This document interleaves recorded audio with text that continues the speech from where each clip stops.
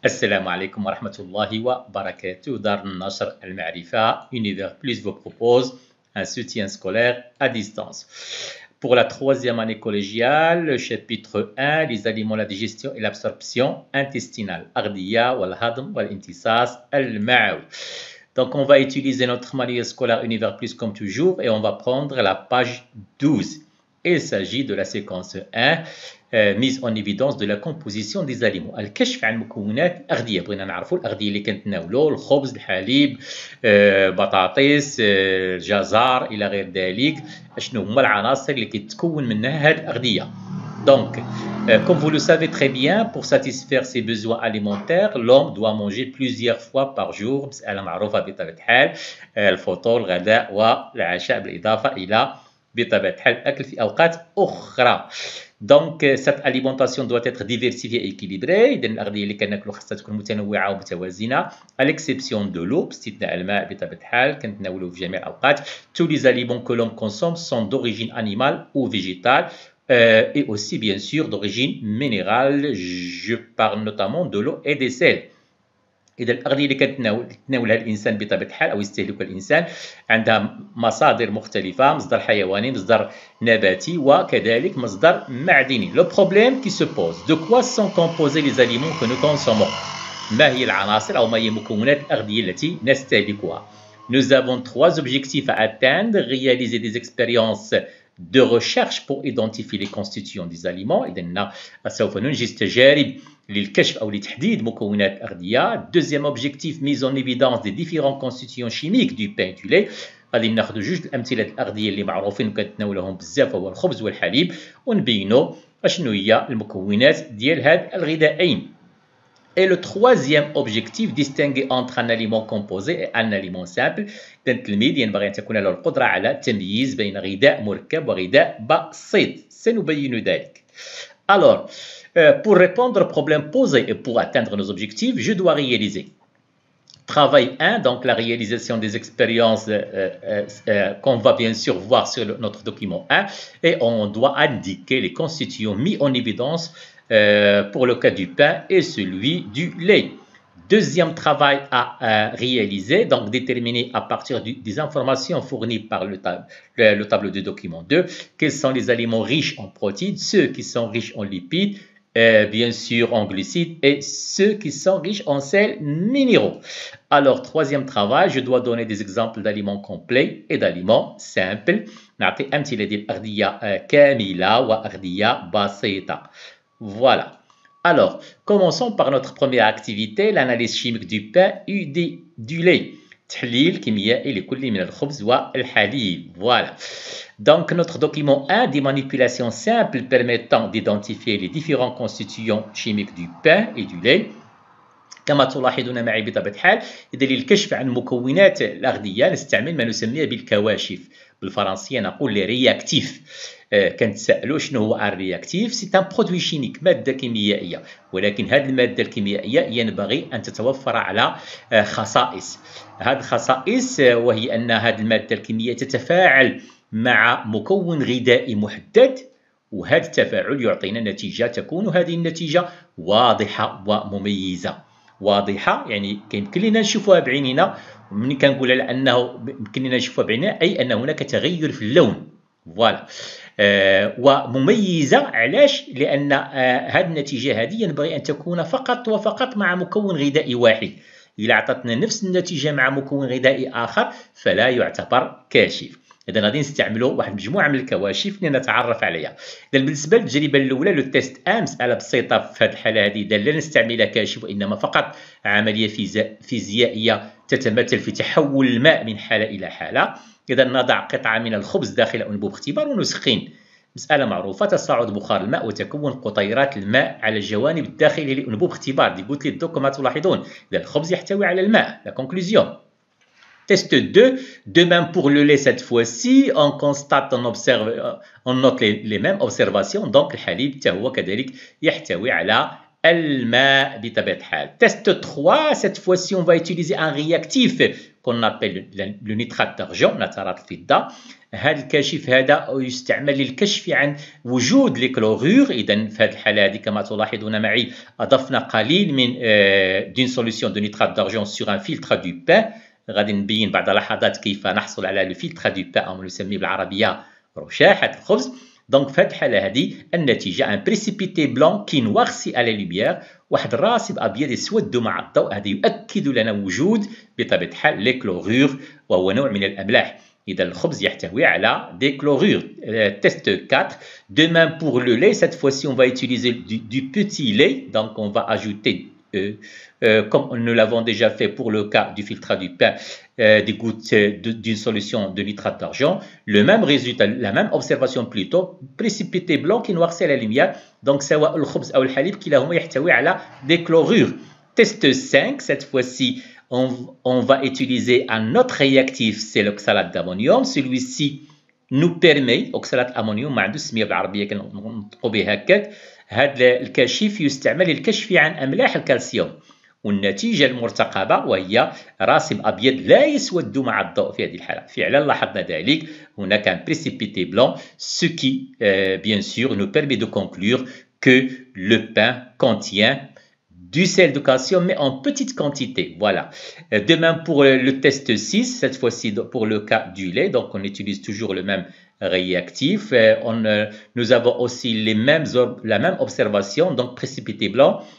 Bien sûr, ceci montre bien que le lait, lui aussi, il contient du sel de calcium, mais plus riche, bien sûr, en sel de calcium, en comparaison avec le pain. Continuons, cette fois-ci, test 7, on va mettre en évidence la présence de l'amidon وهو النشا. الكاشف المستعمل وهو محلول لو يودي، الماء اليودي. إذا الماء اليودي اللون ديالو صفر، عندما نضيفه أو نضع قطرات منه على قطعة الخبز نلاحظ بطبيعة الحال ظهور بقعة ذات لون أزرق بنفسجي. La conclusion, donc le pain est riche en amidon. Test 8, on va mettre en évidence la présence du glucose, cette fois-ci dans le lait. Donc au petit lait on ajoute quelques gouttes de liqueur de فيلينغ. إذا شكون هو الكاشف اللي كنستعملوا للكشف عن السكر الجليكوز؟ وهو محلول الفيلينغ، لا ليكور دي فيلينغ اللي اللون ديالو ازرق. هذا محلول الفيلينغ لا يكون فعالا الا بعد عمليه تسخين. دونك اون دوا ضروري نديروا هذه عمليه التسخين. دونك كيسكون كونستات، كيسكون اوبسيرف بليتو ان بريسيبيتي روج بريك، واحد راسب احمر اجوري. هذا يؤكد لنا على ان الحليب يحتوي على الجليكوز. Test 9, la mise en évidence des protides. الكاشف نعم وهو حمض نيتريك. حمض نيتريك ما عندوش اللون، ما عنده حتى شي لون بحال الماء. عندما نضيف قطرات من حمض نيتريك على قطعة الخبز كنلاحظوا كما تلاحظون معي بطبيعة الحال تكون واحد البقعة انطاش جون صفراء بطبيعة الحال تؤكد لنا على أن الخبز يحتوي على البروتيدات. Test 10. On va passer maintenant au lait. Donc, on a mis de la caséine dans un tube à essai. On ajoute du sulfate de cuivre. هذه التجربة هذه كتتم في مرحلتين. إذا نضيف du sulfate de cuivre puis de la soude بعد ذلك.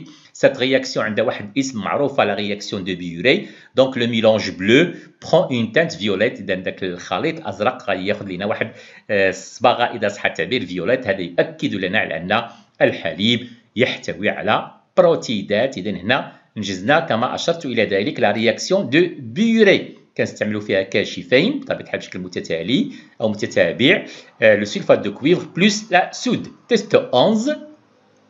On ne va pas utiliser de réactif dans ce cas-là pour mettre en évidence les lipides, mais tout simplement واحد العملية إذا صح التعبير mécanique si on peut dire, puisqu'on va frotter un morceau de pain sur un papier. غادي نحكوا واحد القطعة ديال الخبز على ورقة et on constate l'absence d'une tache translucide.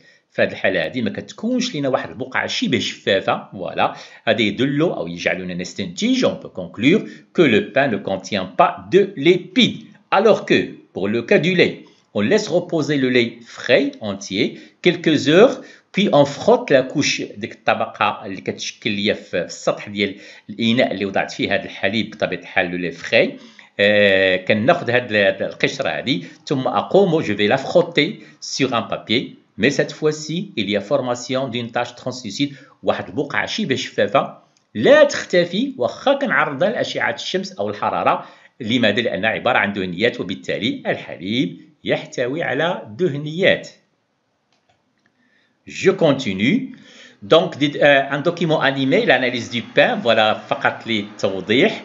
إذا la préparation du filtrage du pain, comme je l'ai dit auparavant, كناخذ قطع ديال الخبز أضعها داخل حوجلة مملوءة بالماء ثم أعمل على تخليط. أعتذر. ثم أستعمل un papier filtre كما تلاحظون معي un entonnoir واحد القمع ثم أصب الخليط بطبيعة الحال.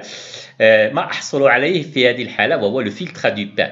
إذا هذا الرشاحة ديال الخبز هو عبارة عن خبز ولكن يحتوي بطبيعة الحال فقط على هذه الفلترة هذه تحتوي فقط على المكونات ديال الخبز الدائبة في الماء اللي كتذوب في الماء. فوالا هذه هي الرشاحة لو فلترة.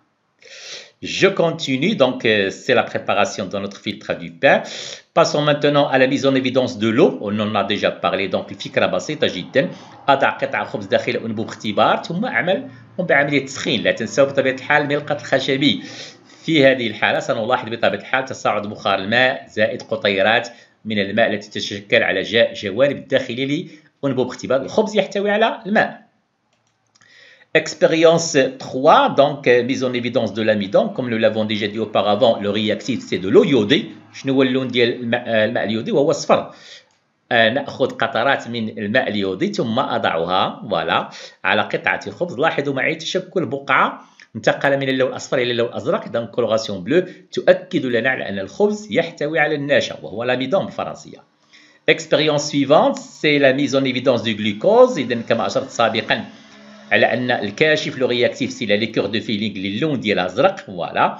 ولكن أشرت سابقا على أن ليكور دو فيلينغ نيت اكتيف إذا صح التعبير إلا بعد عملية تسخين. فوالا افكتيو نوتر اكسبيريونس. فوالا نضع قليل على رشاحة الخبز. ثم لماذا في هذه الحالة استعملت رشاحة الخبز؟ لأن الجليكوز دائم في الماء. هذا السكر كيكون دائم في الماء وبالتالي الكشف عنه سنستعمل الرشاحة الخبز وليس الخبز. فوالا بينما البروتيدات نستعمل الخبز لأن البروتيد غير لا يذوب في الماء. دونك لوبسيرفاسيون بريسيبيتي روج بريك.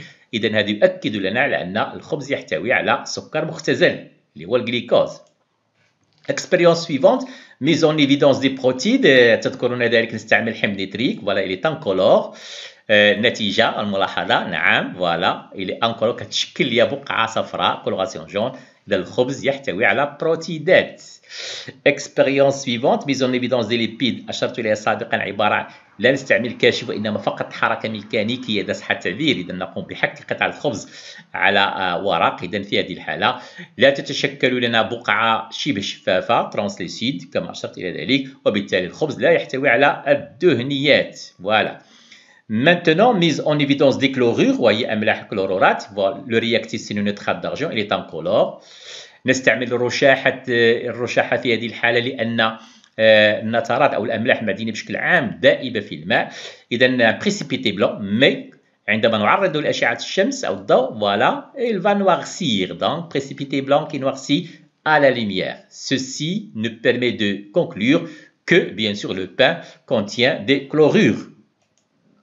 Expérience suivante, mise en évidence du sel de calcium. Donc le réactif c'est l'oxalate d'ammonium.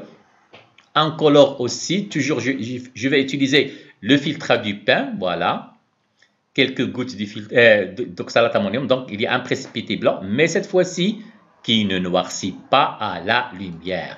Voilà, passons maintenant à l'activité 2, la composition des aliments pour 100 g de parties comestibles, voilà. Donc nous avons un tableau qui nous donne la composition moyenne de quelques aliments pour 100 g de parties comestibles. Donc on a le lait, le fromage, la viande, les poissons, les œufs, les céréales. وعندنا العناصر les constituants protides, lipides, glucides, l'eau bien sûr, les sels minéraux. خدينا هنا جوج الأمثلة le calcium et le phosphore. بالنسبة للفيتامين donc en milligrammes comme les sels minéraux aussi. donc soit abondant soit secondaire إما أساسية أو ثانوية.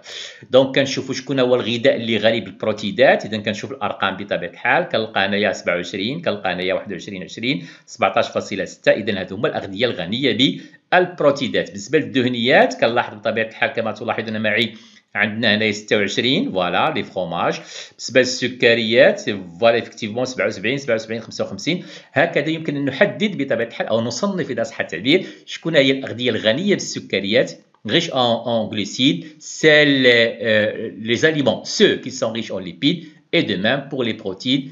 Même chose pour les sels minéraux aussi. Le tableau مازال ما كملش la suite تتمة ديال الطابلو ديالنا pour les légumes secs voilà les légumes frais voilà الخضر طريه كاروت طماط اونيون بوم دو تير بوم دو تير كما نلاحظ بطبيعه الحال غنيه بالسكريات 20 هنا عندي بطبيعه الحال 20 غرام لي فخوي فخي لي فخوي اولياجينو فوالا اللي فيها الزيوت fruits secs, les dattes, voilà, le tamr, produits sucrés et les corps gras. Voilà. كما تلاحظون بطبيعة الحال بالنسبة للبور وبالنسبة للويل فهي غنية بالدهنيات 84 و 99. Voilà. Donc les éléments de réponse aux questions des activités. Question 1. Les constituants mis en évidence dans le pain et dans le lait. Vous le savez maintenant, je pense. إذا لقينا الماء، لقينا لي كلورور، لو كالسيوم. كلورور والكالسيوم هما أملاح مدينية. لقينا لاميدون، لقينا البروتيدات وهي عبارة عن مواد عضوية، النشا والبروتيدات. بالنسبة للحليب تقريبا لقينا نفس العناصر ولكن بالإضافة إليها لقينا واحد السكر، لا أتونسيون، لقينا سكر مختزل اللي هو الجليكوز ولكن ما لقيناش النشا، علما على أن السكر الجليكوز والنشا كلاهما عبارة عن سكريات، سون دي جلوسيد. إنما لاميدون سكر ما عندوش المذاق الحلو بينما الجليكوز عنده مذاق حلو. إذا بالإضافة إلى ذلك وجدنا كذلك الدهنيات. فوالا نعتبر على أن الحليب يعتبر غذاء كامل يشتمل على مجموع أليمون كومبلي يحتوي على جميع المكونات الأغذية أو يحتوي على مجموع أصناف مكونات الأغذية السكريات لي ليبيد لي جلوسيد لي بروتيد et bien sûr les sels minéraux aussi à ne pas oublier. Alors que le pain, on constate l'absence des lipides, donc فهو غذاء غير كامل incomplet. إذا كان كينقصوا أحد من هذه المكونات ديال الأغذية أو العناصر الأصناف ديال الأغذية فيعتبر غير كامل. Aliment complet, aliment incomplet. Voilà. 2. Déterminer à partir du tableau, on en a déjà parlé. Donc شكون هما الأغذية اللي غنية protides, le halib, le fromage, la viande, les poissons, les œufs.